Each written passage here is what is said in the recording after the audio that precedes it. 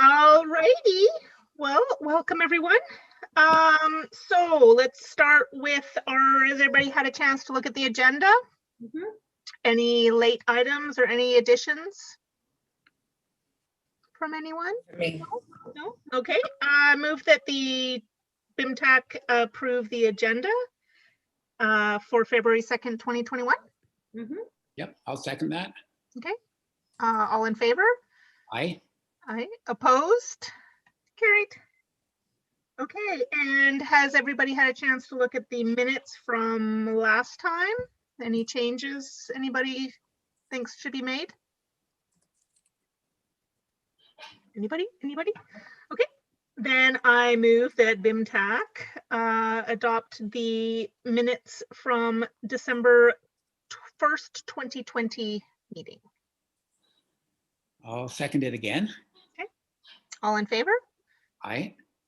Opposed? Carried. All righty, so we have Ellen Coburn joining us from Bowen Island Conservancy to talk about transportation to the Cape. So I will let you have the floor, Ellen. Thank you. Well, thank you very much for the opportunity to address the Bowen Island Transportation Advisory Committee. I'm a member of the Bowen Island Conservancy and serve on the subcommittee that's responsible for the development of the newly acquired land at Cape Roger Curtis. As you know, I assume you all know that on December 16th, 2020, an anonymous donor purchased and donated 3 waterfront lots at Cape Roger Curtis, a parcel of 32 acres to the Bowen Island Conservancy for a park. We are now in the process of turning these 3 10-acre building lots into parkland. And it's our hope that this new park will attract many visitors from off the island, as well as encouraging interest that the local Bowen Islanders have expressed in the area as well. At the moment, the area can be accessed by car through White Sails Road into the Cape. Into the Cape on Bowen lands. Car travel is 6.5 kilometers from the Cove via Adams Road, and then an additional 2.4 kilometers to Cape Roger Curtis lands. There is transit to Reef Road and White Sails, which is an additional 1.8 kilometers to the Cape from that location. This is paved access and bike friendly.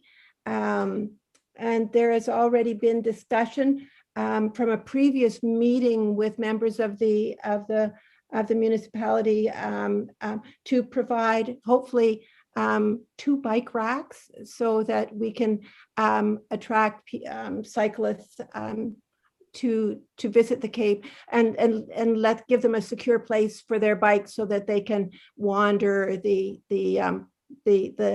park.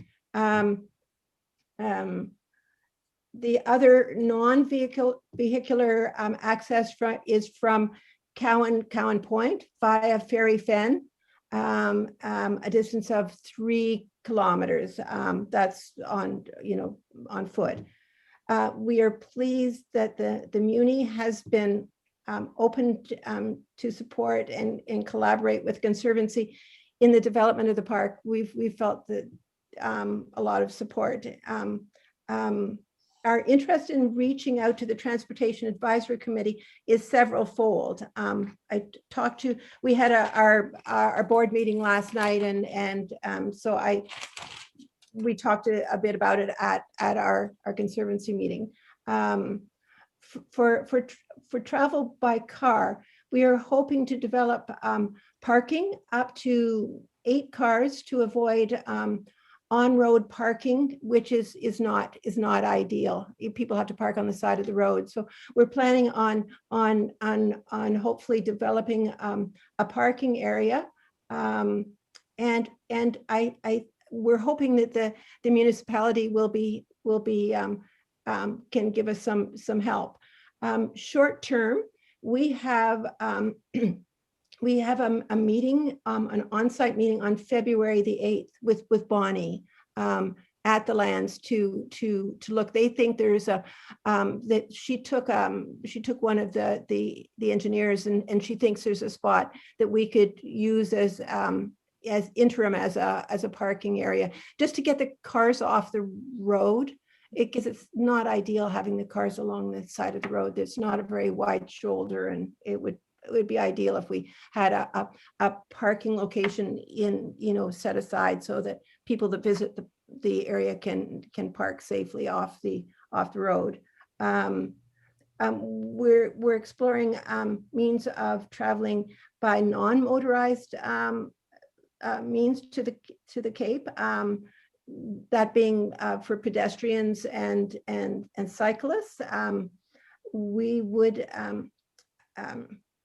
be interested in some trail development. We would also like to raise the possibility of improved signage showing directions to the park from the municipal lands, the ecological reserve, and on the Cross Island Trail, which sounds like one of you did that part of the Cross Island Trail from Eddie's Pit. I think that's part Eddie's Pit to the general store. That's the Cross Island Trail, isn't it? I think. Another ask is that we want to bring forward is to recognize that, and this is an unlikely consideration, is the possibility of some form of occasional transit from the Cove to the Cape Lands during the peak hiking season, so that we can encourage off-island hiking groups to come to the island. And I mean, they may be fine, sort of walking one way, but it would be nice sort of to have available possibly. I know this is a big ask, and it was just something that someone mentioned, and so she said, if we don't mention it, and the people can't say no. So that was another thought, is the possibility of if we had prearranged groups of being able to arrange a transit vehicle to maybe carry a group of hikers who wanted to visit the park at the Cape to have some transportation back. The other, what else was there? I mentioned to staff, and although this isn't your mandate, I did mention that we were, I would like to see this information about the Cape Park on the trails map in the Bowen Island phone book. It lists several trails in the phone book, but this would be a nice addition to the Killarney Lake, and I think there are 3 that are mentioned in the phone book. I realize that has to go through council, not through your committee, but I just put it into your thinking. And I had one last question that Owen, our chair, had wanted me to ask, and that was about the trail that's just west of the lighthouse. Do you manage that trail? And is it, the trail I mean, is it that you park and you can walk along in front of the properties out to the lighthouse? Is that your trail? You mean the whale trail? That would be parks Yes. and greenways, wouldn't it? Oh, Yeah. that's Mimi's staff. I'll let Emma speak to it with authority. Well, that's under park staff. So you're meeting with Bonnie already. She would be the manager of those trails. And also there's the Park Trails and Greenways Advisory Committee that can speak to trail additions and extra trail connections. Anything related to trails and parks would go through that advisory committee. Okay. So we're meeting with Bonnie out at the lands on February the 8th. So that's something to discuss with her then, right? Perfect. Yeah. Okay. Well, that's all I have to say. We just thought it would be good to just connect with your committee, just because at some point there may be some ways that we could collaborate on on transportation from the Cove to the Cape, and Mhm. at least that was a question.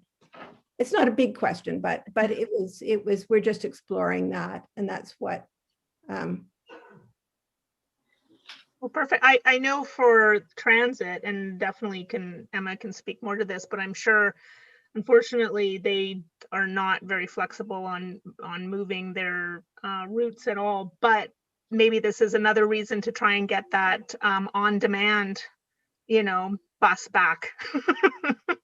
Something else, that's needed on this island. So We have been approached by hiking groups and cycling groups from as far away as Deep Cove, who want to make the trip to Horseshoe Bay and then come over. So it's actually, they've actually already contacted Owen, the chair of the Conservancy. So it's just that this might come up, in hiking season about the possibility.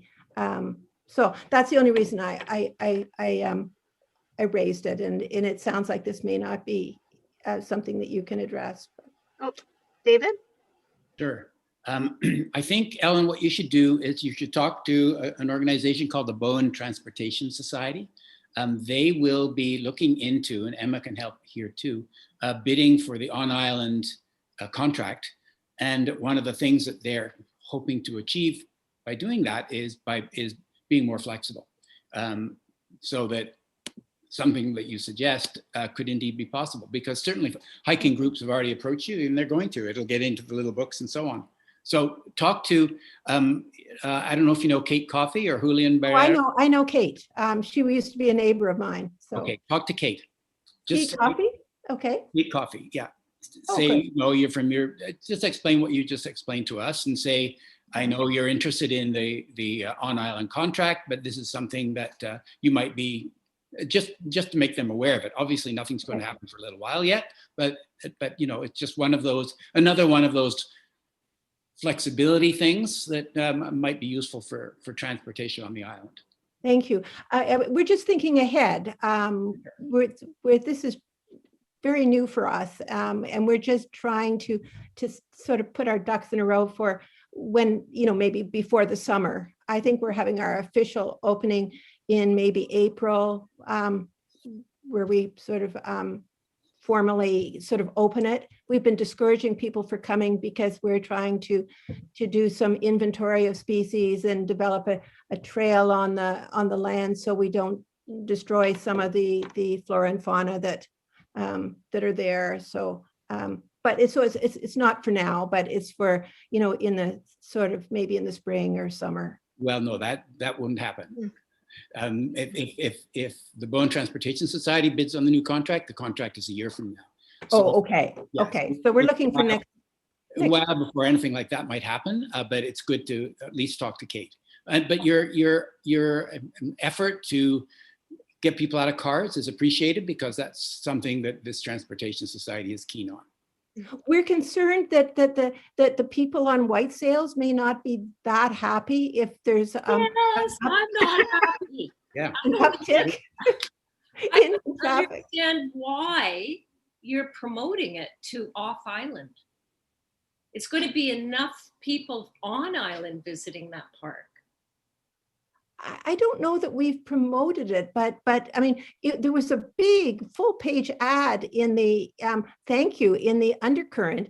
The word just got out. We're not promoting Okay. anything in particular. But you are accommodating. We're trying to. I can see that you're a little hesitant about I that. just don't understand, what is the benefit to Bowen Island for lots of island people coming off island to tramp through a park that has got a lot of special species and could be destroyed so easily? I thought Coffee shops would argue with you there. That was a park for Bowen Islanders.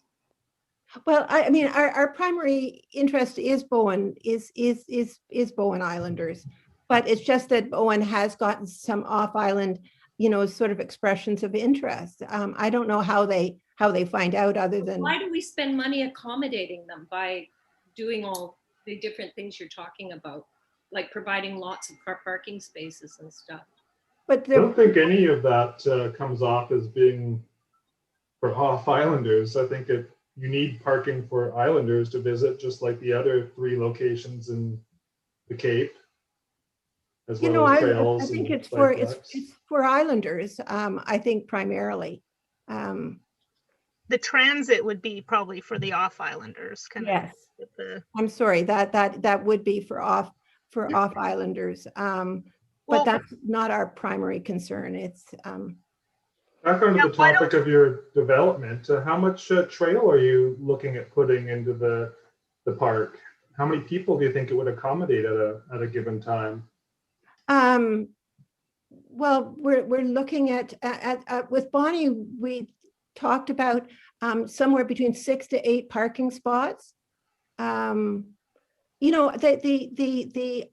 other place where you park for that trail along by the lighthouse, that parking area in the summer is full. In fact, it overflows up the road, and it's quite a popular spot for islanders in the summer for sunset. They go down there to sit on the, on that pebbly beach for a swim and to watch the sunset. So that is actually used quite a lot. I actually go down there sort of on a summer evening for sunset. But within the park, how much will be set aside for protection of fragile species, and how much will be developed for a walking route or recreational space or picnic tables or anything like that? can I just interrupt? Let's bring this back to the transportation issue. Well, I guess that's where I'm going, Ellie, is six car spots is 6 cars, but how much draw is there potentially for cyclists, and how many hikers could potentially be in that 30 acres at a given time? It kind of frames the possible demand of transit. Yeah. Well, I think that for us right now, probably, we've suggested that Ellen, David's suggestion to go to the transportation. Oh my God, I'm having a mental block on the name. Transportation Society. Transportation Society. Transportation Society.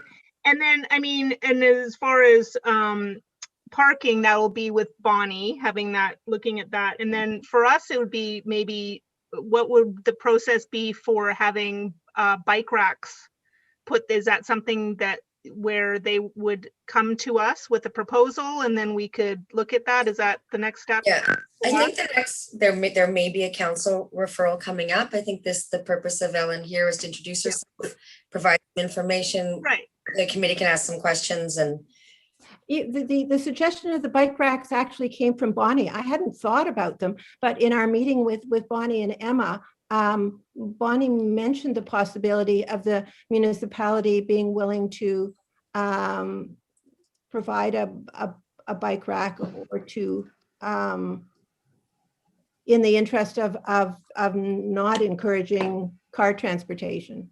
Mm-hmm. Well, if you're not encouraging car transportation, wouldn't you provide a lot of bike racks and very little parking? 6 to 8 spots, not so much. How many? Sounds very in keeping with the other pullouts on the Cape Loop. I don't know how many bikes a bike rack accommodates. Do any of you know? Is it like 4 or 5 or something like that, isn't it? I think They the normal vary. 8, Yeah. 6 to 8. Depends on the configuration. Yeah. Can vary. Yeah. We were suggesting 2 maybe, but should I discuss that with Bonnie? Yes. Okay. And I'll discuss the other issues with Kate Coffee. Yeah. Okay. Yeah. No, and I think this is good because it's a good introduction. We know what you're hoping for and looking for and everything. It's not necessarily our place to give that to you because we're just an advisory committee, right? So, but it's a great introduction. It's nice to hear about it. anyways, it's just nice to connect with your group, even if we don't have much, sort of common ground. I think it's just establishing a connection. That's all. Yeah, no, that's great. Thank you very much for joining us. Thank you. Thank you for inviting me. Thank you. Yes, Thank you. definitely. And thanks for all the Nice work. to see you. Thanks for all the work that the Conservancy has done to provide this for Bowen Island. I know you guys didn't buy it, but running it, developing it for trails and stuff is fantastic. Yeah. Just, it's such a gift to Bowen.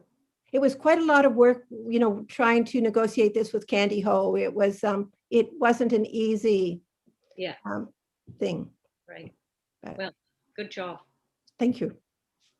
Perfect. Well, thank you, Ellen. Thank you, Ellen. Alrighty. I forgot to do something at the very beginning. I forgot to welcome our new member who unfortunately has not been able to join us this evening. Chris Melhorn. I don't personally know. We don't need to do that if he's not here. Okay, anyways, just so you all know, surprise, there's a new member.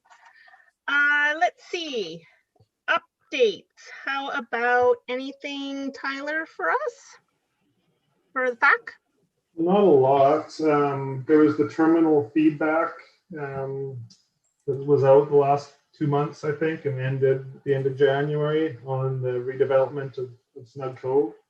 And that wasn't through the FAC, but there was a little bit of chatter about that.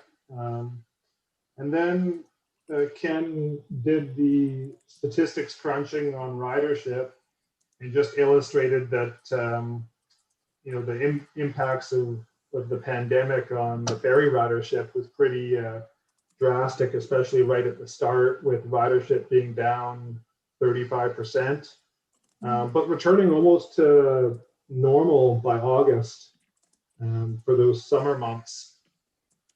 I think it was only down 2% in August, which is interesting. It kind of matches my feel for the situation, that Bowen was pretty much as busy as it normally is in August, and then in October it seemed to be falling back down, and the reverse traffic commuters to Bowen, like tradespeople and whoever else, was up ever so slightly, but we're only talking about a couple of percent. So interesting if those trends continue, what that will mean to the priorities of BIMTAC even. We might be focusing on catering to tradespeople coming to the island and not commuters leaving, if working from home retains any of its popularity after the end of the pandemic. Yeah. Yeah, there's definitely been a shift, seems like. Tyler, is it possible to have access to that information? Yeah, Emma's got, I think I sent the recent one. I can double check. Can I post it on as an information item on an agenda? Yeah, I'll see how Ken shared his process data. The other data from BC Ferries, I think, is public, but maybe check. Okay, thank you. Oh, and Tyler, I confirm, I just checked, I do have May to October 2020.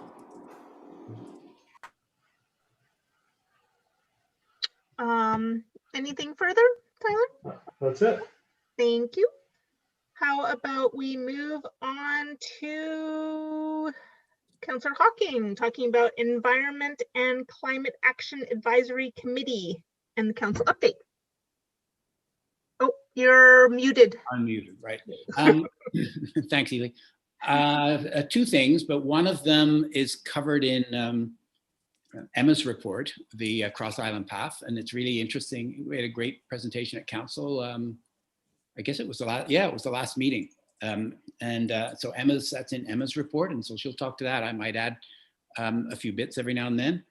The other thing is that and we've already mentioned, is that the contract for the on-island service is up at the end of the year, and or the end of the year that we're in right now, they're already having conversations with Emma about the transportation the Bowen Transportation Society and TransLink have already had some conversations with Emma about that, so she can talk about that too. But there's nothing really much to say about it just yet, but that, you know, they're continuing to pursue that. So I'll just leave that for now. And but in Emma's report, you saw the stuff on the Cross Island Path, and there's 3 chunks of work there, and we'll talk about that when Emma gets there. Okay. Awesome. Thank you. So we will go on to Emma. Hey, I've actually prepared a presentation this time. I had time to. So I'll share that right now.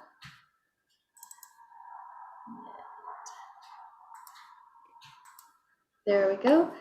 And I hope my audio is better. I've been having troubles lately. That's good. Using a different mic. So before I get into the 2021 work plan, I thought I'd just do a really quick recap of our progress in 2020.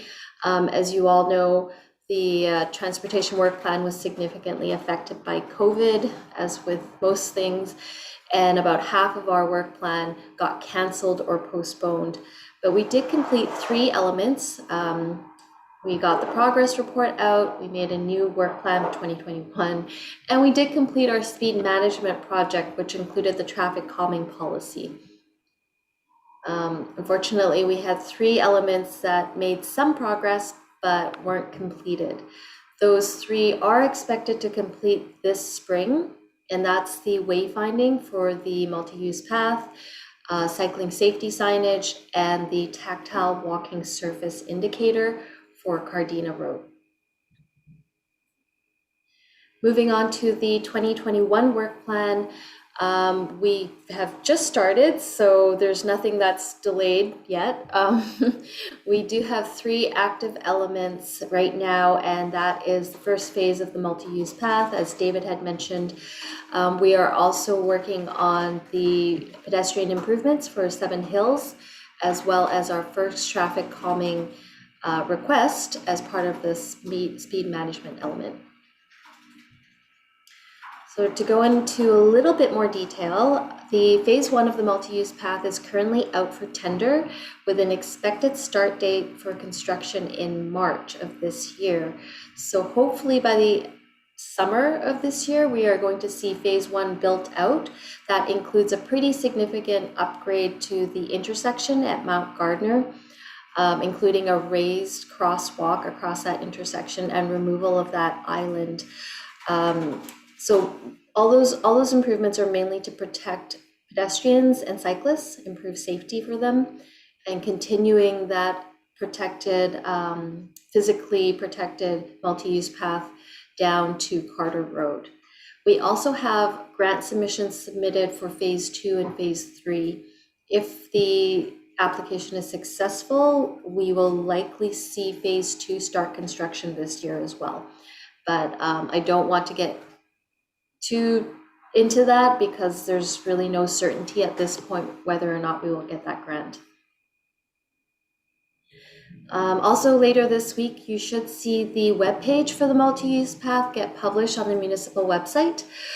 It will likely be at www.bowenislandmunicipality.ca/MUP, in case anyone's curious. That should also be part of the e-newsletter that goes out for municipal news. And the website will contain information on the history of the multi-use path, you know, all the work TAC has done, as well as the information in the transportation plan to help inform how this path is going to be built, what it's going to look like, the standards, the phasing and timeline and routing, where it's going to go, and how it's going to benefit the community, both for public health and reducing those greenhouse gas emissions. So encourage everyone to check that out when it gets published, hopefully soon. And as mentioned, we got our first traffic calming request, and it's for White Sails Drive. So Wendy, you might be familiar with this.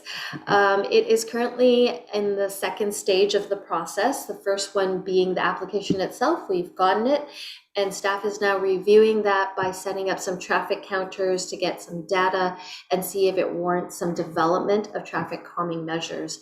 If it does move on to stage 3, TAC will see a referral come to them, and as part of that step, we will be seeking approval from TAC for this application. And an update on some of the outstanding items from the previous work plan, postponed from COVID and whatnot. We have that electrical vehicle charging station that still needs to get installed in the library lot. And we actually have a meeting with BC Hydro staff on site this Thursday, and that should determine the actual timeline and installation costs. So hopefully we get something more accurate, but right now it's roughly estimated to complete installation by early April. And the arrows, additional directional arrows in Snug Cove that was brought up by TAC and recommended to council did go through, and Public Works has informed me that they will be including these arrows in the line painting that is scheduled for late spring this year. And just to get confirmation from everyone, I believe we talked about placing these arrows to the west of the driveway entrance to Village Square to help people coming in and out of Village Square get oriented and not go into the wrong lane of traffic. Were there other arrows or a different placement for these arrows, just to make sure that we understand this correctly and staff gets it in the right place? Are you only painting the two? And That's our understanding. Were there additional ones? so there's already that one that's down below. So I've actually had to put this in, and I'm actually working from home, so I wasn't able to check on site, but Public Works tells me there is one Oh, really? I there haven't even noticed it. by the intersection. If it's not, I would definitely tell them to put it in, but they tell me there is one there already. So I'm wondering if there needs to be one pointing down the hill higher up, simply because when you come over the crest of that hill, that's closer up to the school, across from the playground, that's often where a car will be showing up. But it's probably past that point. So if you know what I mean, if you have that one there, They would hopefully have seen it. hopefully would have seen it. You just only have one chance to see an arrow. And if Yeah, I guess. somebody's attention is elsewhere because they've never been on the island before, I'm wondering if we need another one. Just a little bit further up. okay, how does everyone feel about that? Why don't we see how these work, and if perhaps we still find there's a problem, we can add the other ones further up next paint session. There's usually a second line painting in the fall. Does that sound like a good compromise? Sounds fine to me. I don't know. I figure if they're there with the paint, why not do two? I could run it by Public Works, but I do know that they're very reluctant to add anything onto the pavement. Just also for safety, if there's too much on the ground, it could get very confusing for drivers. I should just add a little bit here. We discussed this at council, and I explained about the two spots, the spots at the intersection and the spots exactly where the red highlighted arrows are. So for additional ones, council gave the approval as long as it went through Public Works, so that Emma and Public Works worked things out. I think it probably is not a great idea to have something different from what council saw at this point. That's a good point. Yeah. So yeah, let's try and start with that and evaluate. So that's the work plan so far. Just an idea of next steps. We are waiting on budget approval, likely in April, maybe May. And we're going to have to wait on that to determine the scope of work for phase 2 of the multi-use path, as well as the improvements on Seven Hills and the footpath lighting project. Staff will be contacting our partners, TransLink and BC Ferries, to set up a meeting to coordinate schedules. And once a date is confirmed, I'll be sharing that with TAC for any members that want to attend or have any ideas or feedback they want addressed at that point. In the coming months, staff will also be seeking input from TAC for ideas on cycling promotion, park and ride incentives, as well as engagement initiatives to support alternative options, regional partnerships, and better service to key destinations across the region. So that's nothing right now, but just something to think about, and I'll be bringing that up in the coming months. That's pretty much it. So any questions on that or any additional comments? I've got a couple, but maybe other people want to go first. Go ahead, David. Okay, just one about the charging station. Emma, I'm sure you'll do this anyway, but where we initially had that, it was going to be right, that very first parking spot right beside the sidewalk, but Yes. that's where the multi-use path would end up going through. So you have to jog it over to the north, I presume. Is that correct? Well, it's just going to, it's already been accounted for where the multi-use path will be, which will essentially take up one parking spot. So then the EV charging will be the one spot over. Fine, thanks. The other, what I wanted to say about that section of the multi-use path, the one that goes from Mount Gardner Road intersection up to Carter, a bunch of us had a meeting with Patrick back in, I don't know, it was still COVID time because I think we were keeping our distance from each other, but I think it was sort of September or something like that. And the tricky part was that there's already a path down below, and because the road is so steep, the hill down, to get the right fill in, we'd end up blocking that other path. And so one of the ideas then seemed like we'd have to, okay, when you've come up to the hill, you've passed the school, then you'd have to drop down onto the path that's existing there right now, which as a cyclist is awful. You know, once you've climbed a hill, the worst thing is to have to go down again and then have to come up more steeply.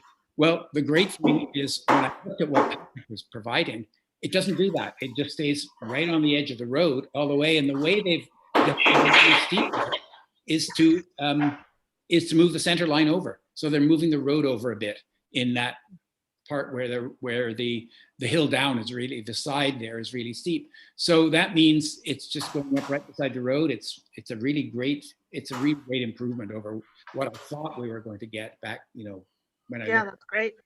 Yeah. So anyway, I was really, really pleased at our last council meeting to see that. So, you know, the construction is going to start, it's out bid, and we'll have construction underway shortly. And then we got those other two pieces that Emma mentioned where we're applying for funds. And, you know, one of them is a kind of a Build Back Better fund from the federal and provincial governments. That's for the bottom section going up to Miller Road. And I don't know, I think there's a good chance we'll get that. So I'm hoping. Anyway, it would be just fantastic to have this section done so quickly. I'm really pleased at last we're moving forward. Hey. What do we got going on back there, Emma? Emma there. Is he building a bike? I'm sorry. He's got some headphones in and just drumming like a Batman. He's drumming? That's music? I don't know. Stopped. But yes, definitely that off-road trail to Bix was a priority.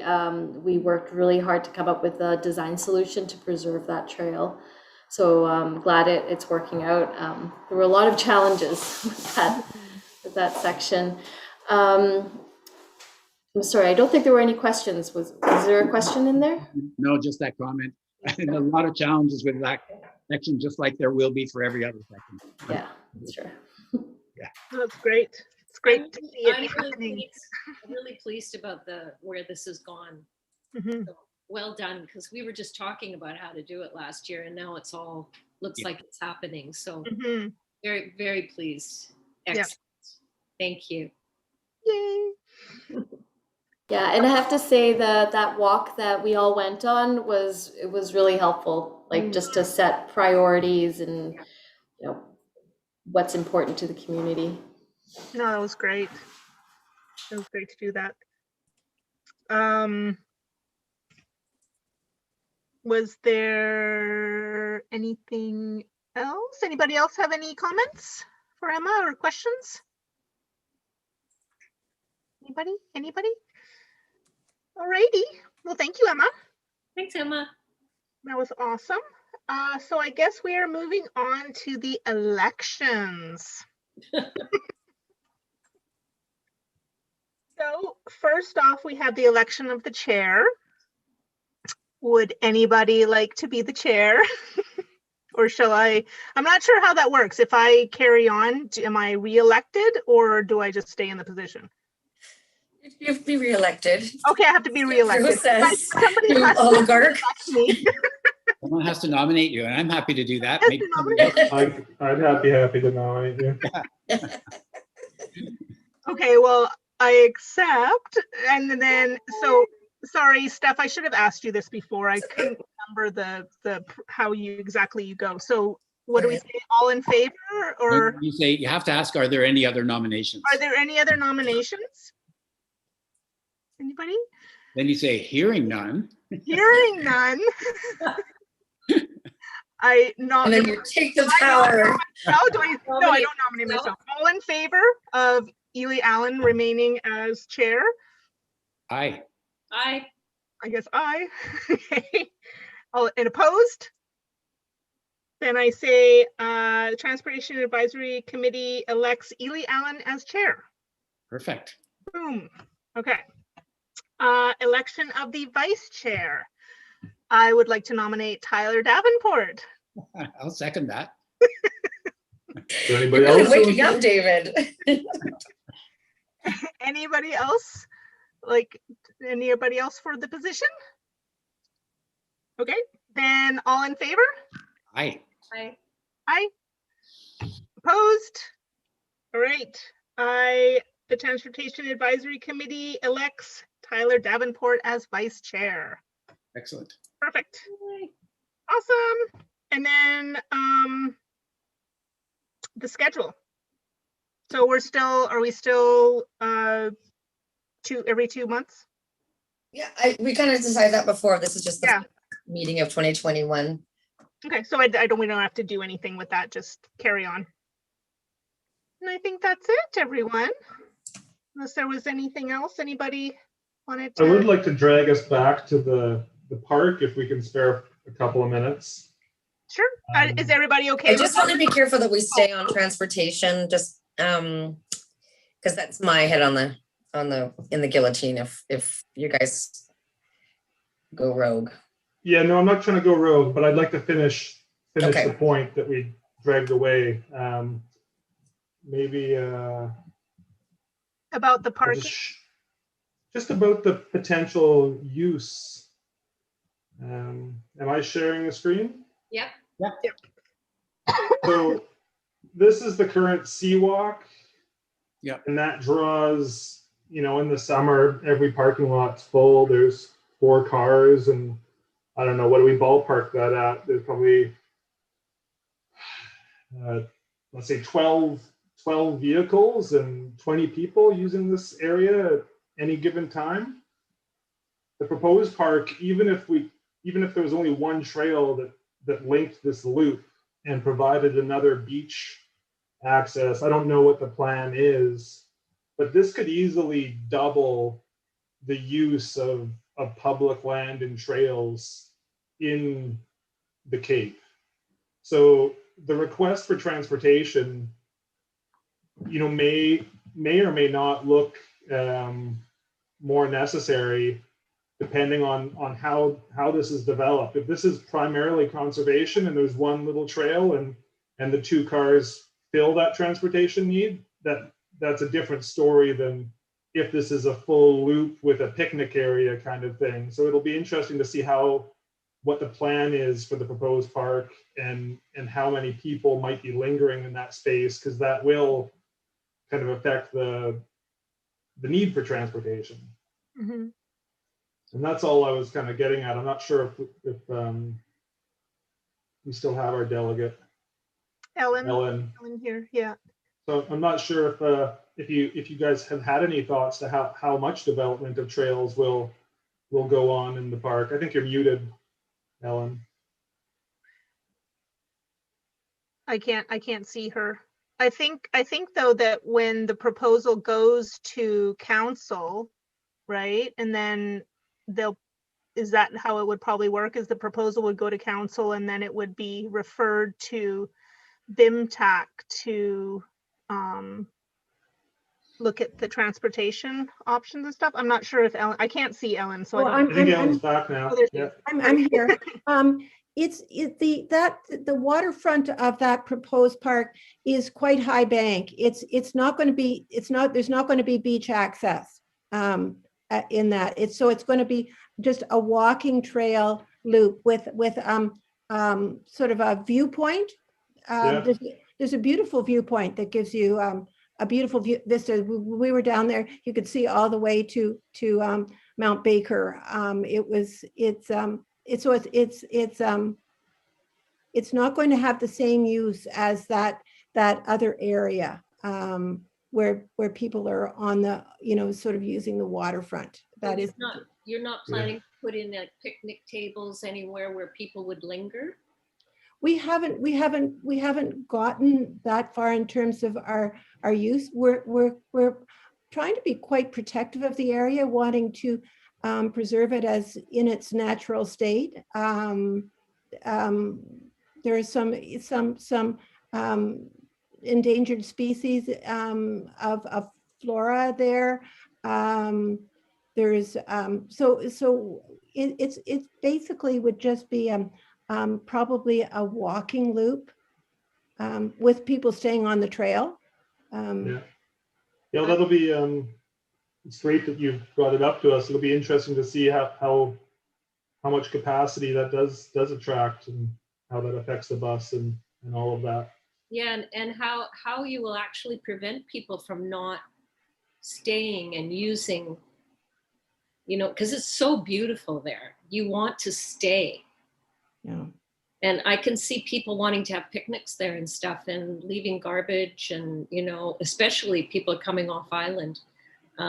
So I think I agree with you, Tyler. It's hard to determine the transportation needs there before we know how that park is going to be used. How many people can it accommodate? And how could it potentially be abused?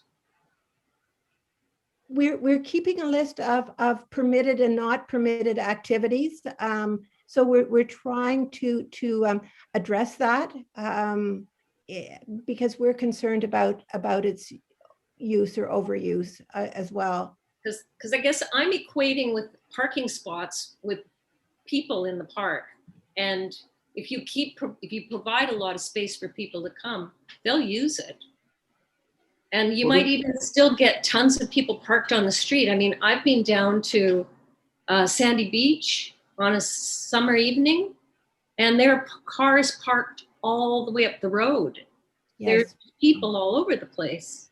And I don't understand why they wouldn't do that in the proposed park. Because they're not all necessarily there to go swimming. They're just there to be close to the water and enjoy the view. Yeah. So the area also does get quite a bit of use from cyclists and whatnot. It's becoming quite popular. If there was parking and a few picnic tables in this stretch, because it flattens out right here, if my memory serves me correct. Yeah, it's it might be a natural spot for them to. I think this is where the proposed parking area is, where my cursor is. Oh, I can't see your cursor. Oh, it's at just by the road, at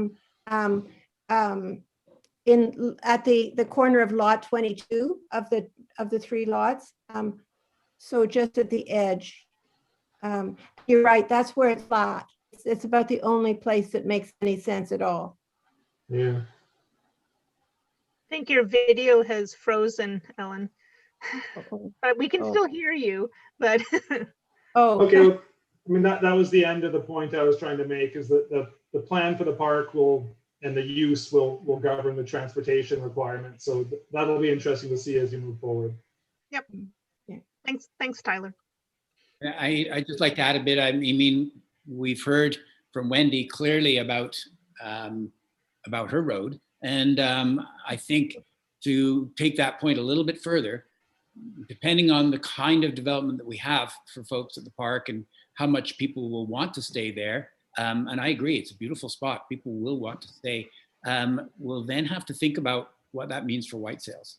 We might have to think about what it means for white sails. Yeah. I agree.